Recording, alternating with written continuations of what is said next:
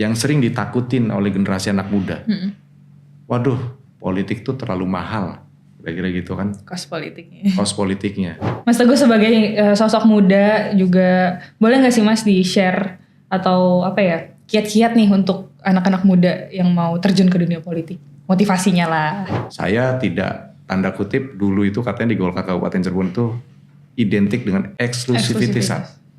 Nah, kenapa seperti itu? Karena harus orang dalam, orang lama, orang apa. Nah, kemarin saya nyalek, hampir dipastikan yang mau kontrak politik istilahnya gitu ya. Yang mau bareng-bareng membangun Partai Golkar bareng-bareng, saya berikan ruang yang lebih. Kira-kira kalau di Kabupaten Cirebon sendiri ada nggak sih Mas masalah atau apa problem yang harus dibenahi gitu atau apapun itu yang ada di Cirebon?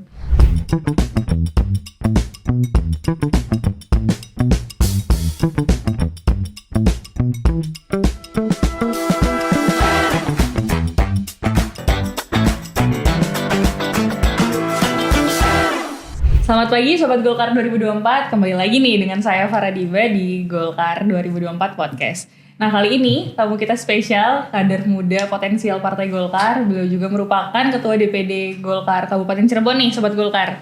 Ya selamat pagi Mas Teguh Rusiana Merdeka nih, keren banget namanya Sobat Golkar. Pagi Mas, pagi, Assalamualaikum, apa kabar nih Mas? Alhamdulillah sehat selalu. Alhamdulillah sehat. Berarti aktivitas sekarang apa nih Mas? Aktivitas sekarang jagain kandang di Kabupaten Cirebon. Cirebon, luar biasa. Ini jaga sama Mas Teguh nih gak bakal lolos nih. Mas berarti kemarin baru terpilih lagi ya sebagai anggota DPRD yang kedua kali ya? Alhamdulillah baru terpilih kemarin di bulan April. Perjuangan rekan-rekan semuanya juga berkat perjuangan rekan-rekan semuanya akhirnya saya juga terpilih dan tetap mengamankan 7 kursi di Kabupaten Cirebon. Kabupaten Cirebon luar biasa. Boleh nggak Mas diceritakan dulu nih pengalamannya selama kampanye kemarin? Ada yang menarik nggak? Mungkin biar Sobat Golkar juga tahu nih. Yang menarik itu sebetulnya ada perubahan politik khususnya di Kabupaten Cirebon, di mana Pilpres itu sangat berpengaruh besar terhadap Pileg kemarin.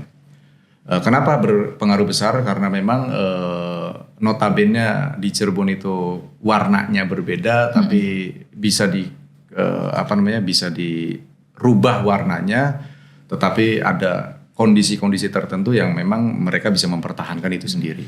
Artinya apa? Artinya Pilpresnya kalah, tapi mereka bisa menggunakan posisi kekuatannya mereka untuk bisa mempertahankan legislatifnya.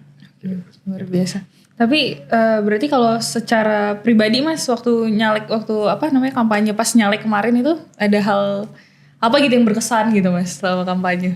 Kebetulan saya Kabupaten Cirebon itu ada 40 kecamatan, 424 desa dan kelurahan. Bagian dari dapil saya 5 kecamatan, 59 desa, sehingga hampir rata-rata saya tidak banyak berkampanye di dapil saya sendiri, tapi muter seluruh kabupaten. Karena berarti memang menyeluruh ya Mas? Untuk menjaga kondusivitas Golkar kabupaten itu sendiri. Karena kan kader juga yang nyalek apalagi kan butuh. Kalau orang biasanya ngomong katanya butuh arahan, butuh petunjuk dan lain-lain. Padahal sih nggak ada arahan, nggak ada petunjuk. Yang penting tarung saja. Kira-kira begitulah. Siap tarung ya Mas. Nah berarti selain masalah warna tadi nih yang di-spill sedikit, apalagi sih Mas yang membedakan pileg atau pemilu di 2019 sama 2024 kemarin Mas? Ini saya kutip dari salah satu tokoh tokoh politik.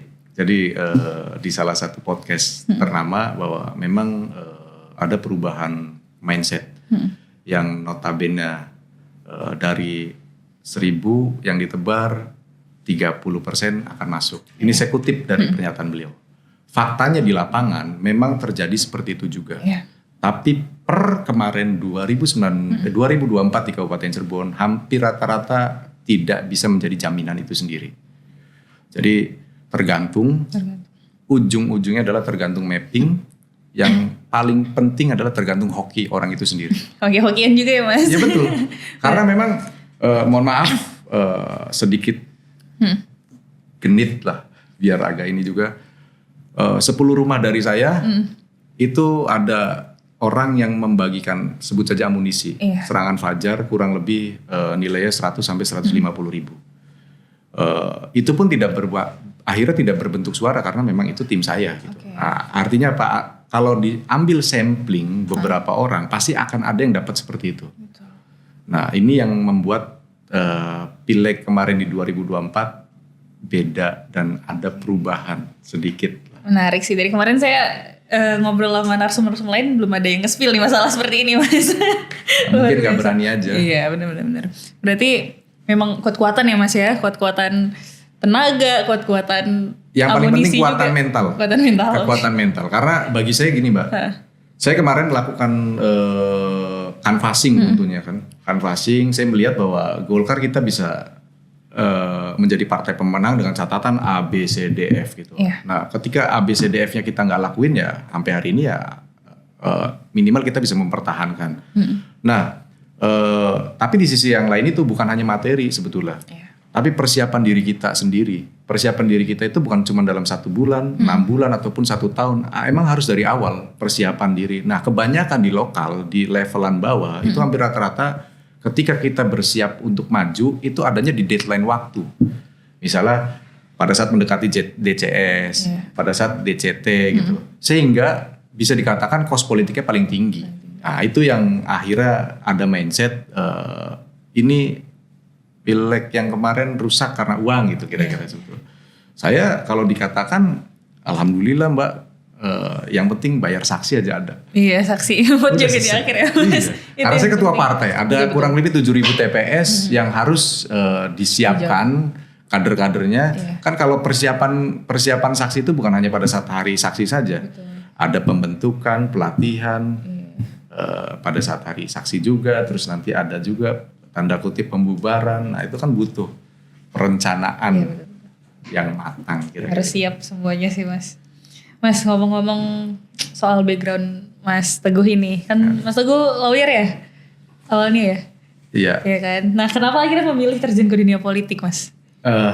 Dan memilih Partai Golkar, kenapa tuh? Jadi kurang lebih tahun 2010 ya kalau nggak salah. Kalau nggak salah tahun 2010 sebetulnya saya kebetulan warnanya hampir sama lah walaupun bukan partai nih. Jadi saya asalnya dari Universitas Trisakti, Fakultas Hukum. Saat itu saya diminta oleh senior saya untuk bikin LBH. Karena waktu itu saya minta waktu sebelum lulus saya mau mencari pekerjaan. Terus senior saya bilang udah bikin LBH saja. Saya tidak tahu LBH itu ternyata LBH yang berafiliasi dengan Partai Golkar, namanya LBH AMPI. Oh AMPI ya. Nah saya buatlah LBH AMPI beserta rekan-rekan, beserta senior-senior akhirnya terbentuk, masuklah saya ke dalam AMPI. Dan kebetulan dari dulu juga bapak saya adalah kader Golkar. Kader Golkar ya, bukan kader Partai Golkar. Jadi sebelum Golkar berpartai. Nah, pasca itu akhirnya saya lulus. Nah, tapi saya tetap hidup di dalam organisasi. Kalau ditanya apakah backgroundnya pengacara, sebetulnya politisi ini sebagai politisi ini dan pengacara nggak tahu nih yang sampingan yang mana. Udah nyatu. Karena hari ini pun semenjak saya terbit KTA Pradi sampai detik ini pun saya tidak pernah beracara.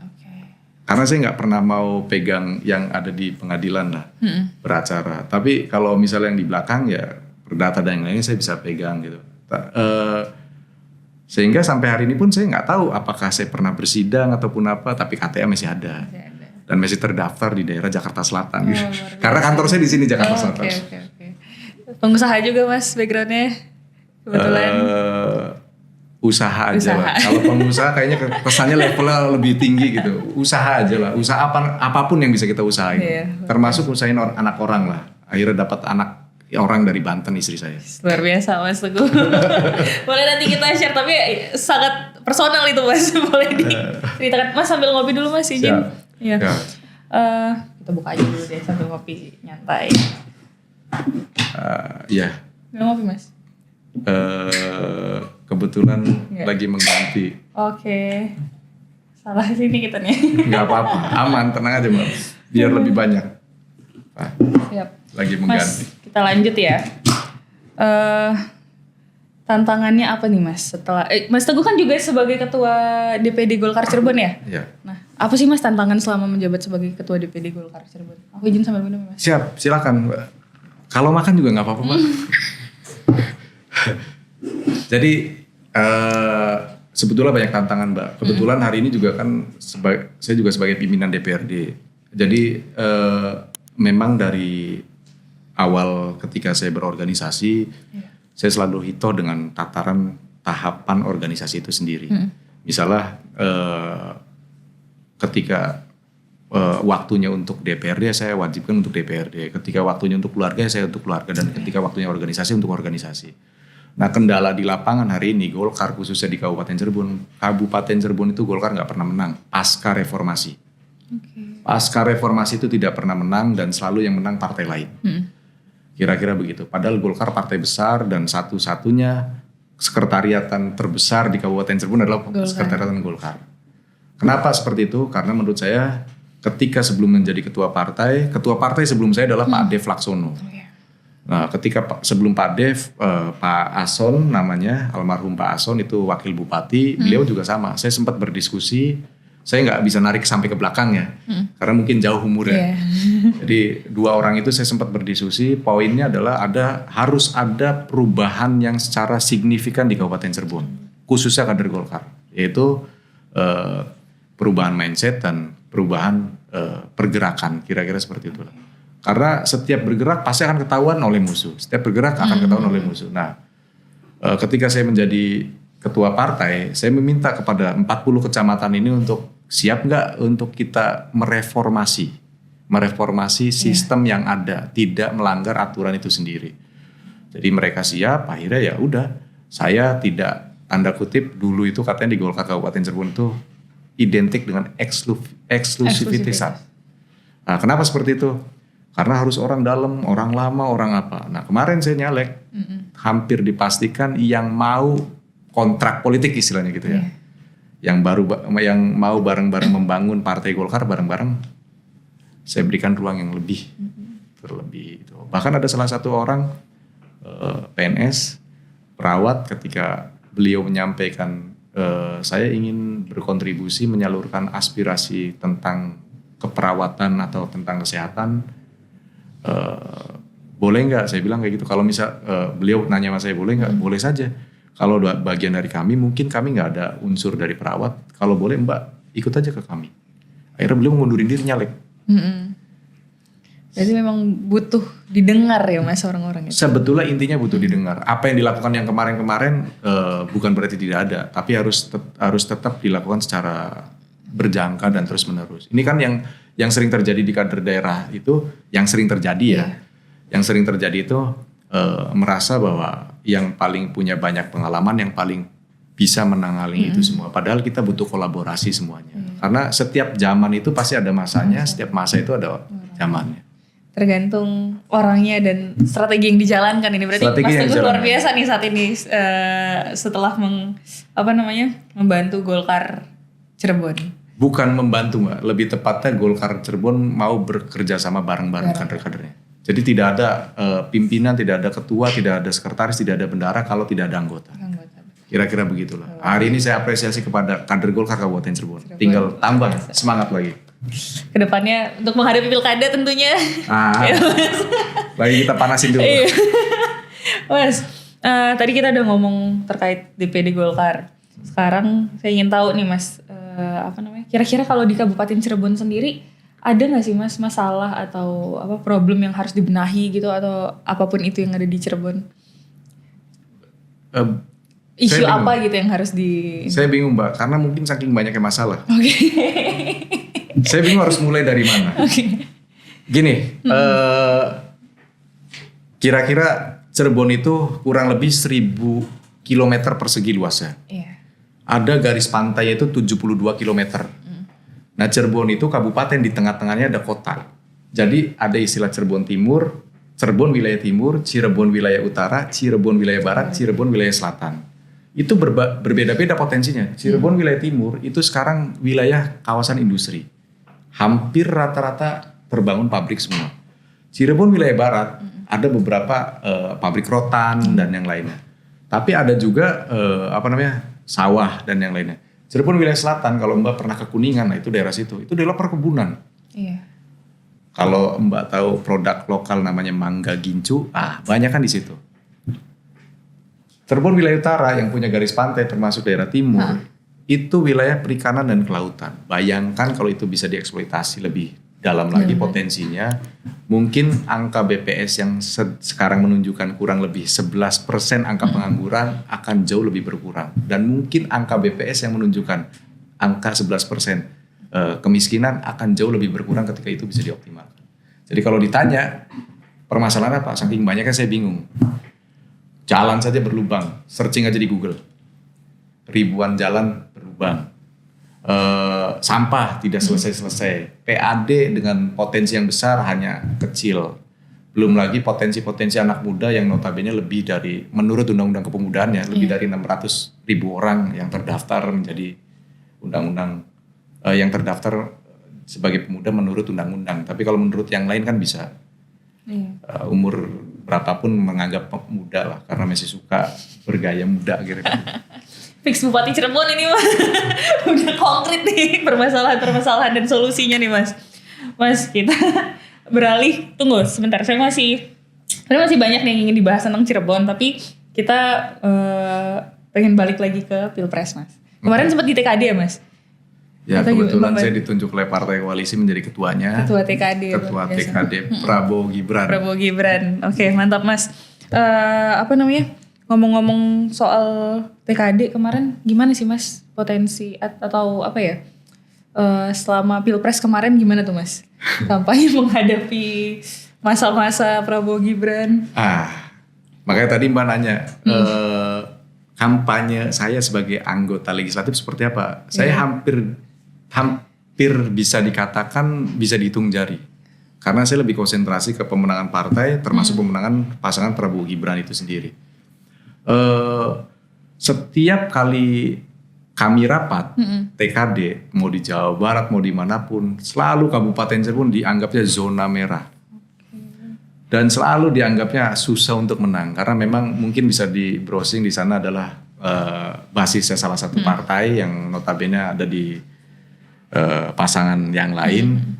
Cuman ya kami ada 9 partai ini ya coba bergerak semaksimal mungkin, dan alhamdulillah hasilnya ya kurang lebih di atas 60% lah.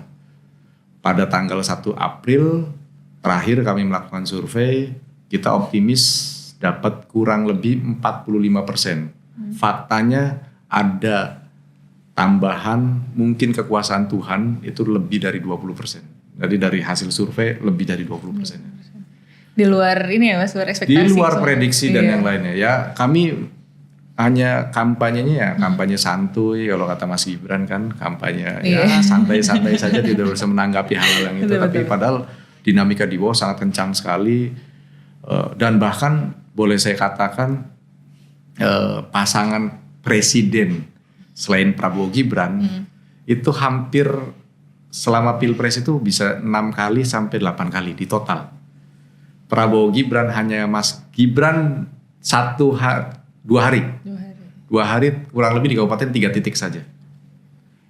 Dan angkanya lebih dari 60%. Apalagi kalau Pak Prabowo kampanye akbar, Mas Gibran kampanye akbar. Jadi artinya ya tim yang berjalan sampai detik kemarin belum dibubarkan itu berjalan optimal.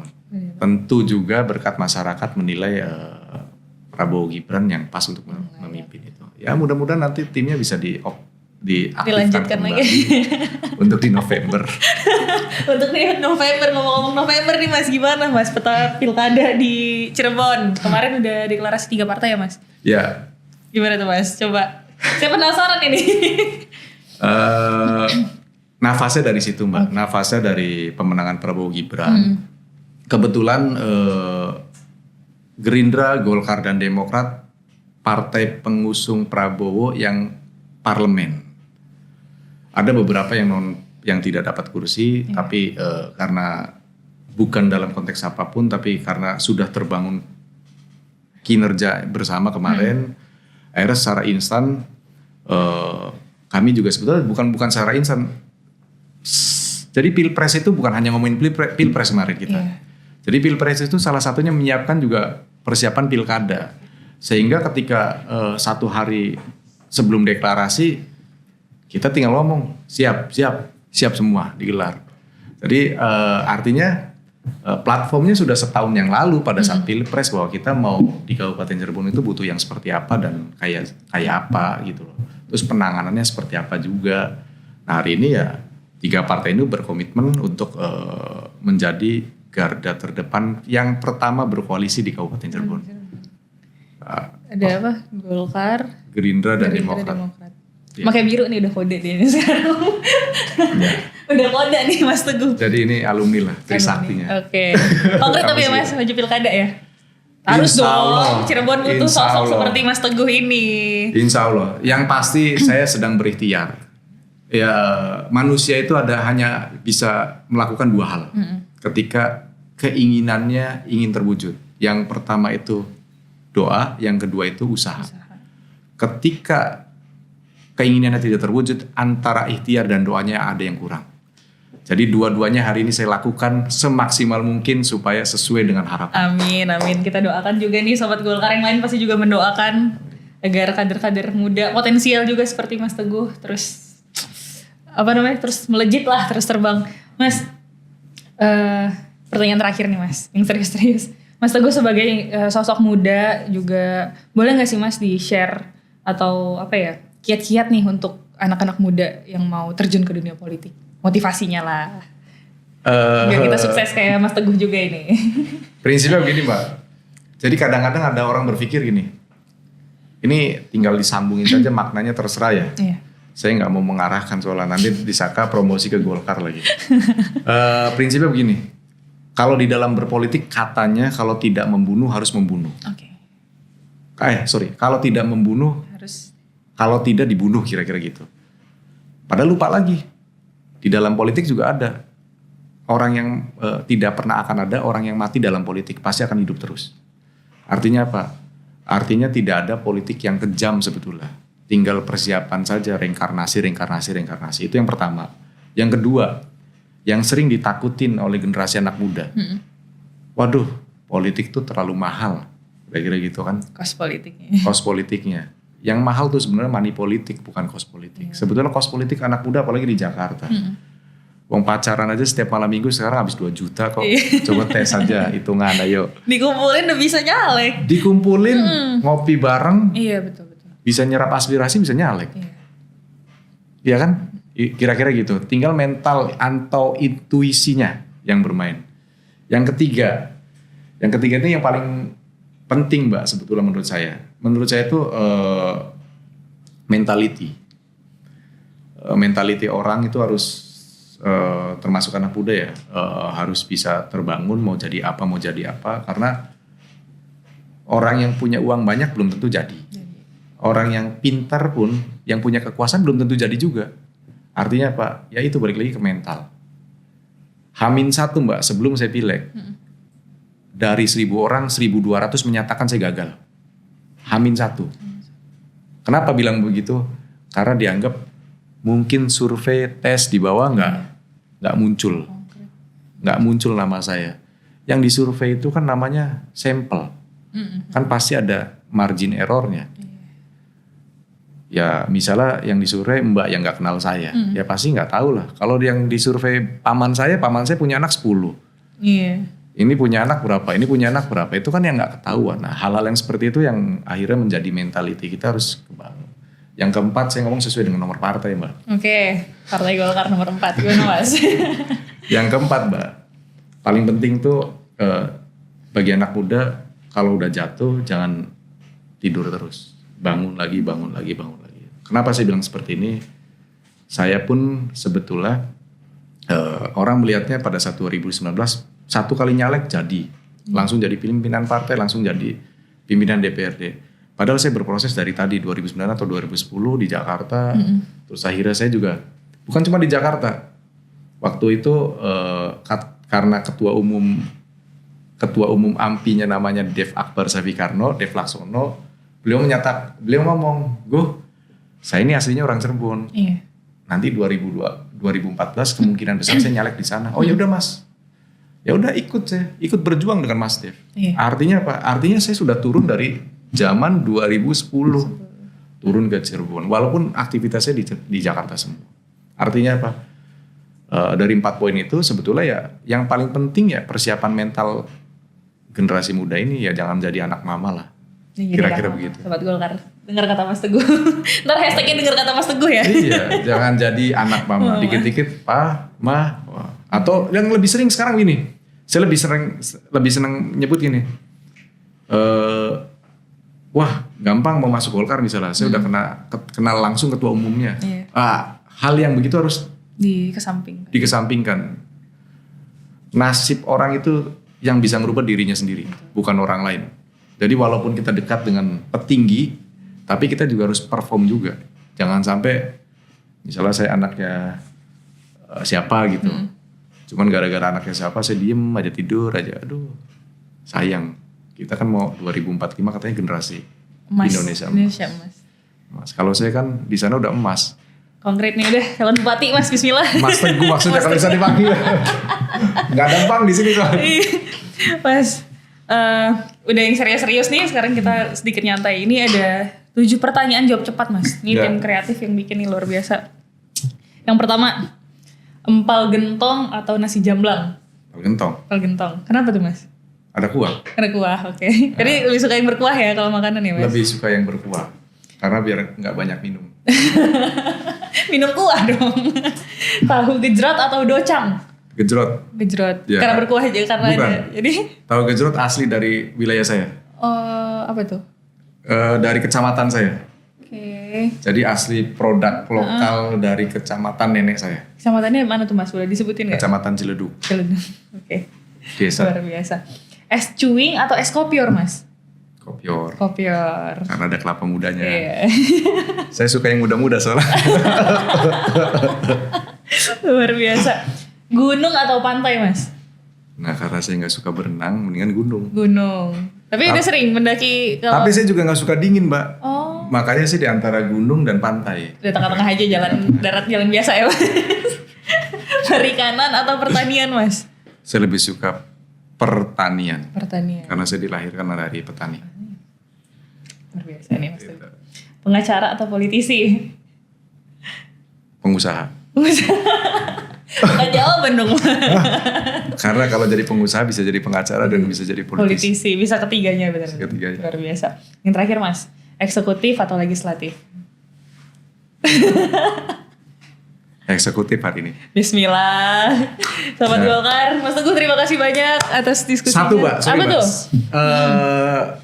Mumpung di podcast, ya mungkin yang bisa melihat semua hasil podcast ini. Jadi ada sebuah perubahan sistem undang-undang di Indonesia. Antara pusat, daerah, provinsi dan daerah. Pasca reformasi, itu ada yang biasa disebut namanya undang-undang pemerintahan daerah. Nah, kenapa ketika ditanya Mbak mau legislatif apa eksekutif? Hari ini yang bisa menyelesaikan masalah hanya eksekutif. Silahkan baca undang-undangnya, silahkan telaah bareng-bareng karena trias politika di kita tidak sebagai trias politika murni. Terima kasih. Terima kasih Sobat Golkar, terima kasih Mas Teguh. Sampai ketemu lagi di episode selanjutnya. Salam Golkar 2024.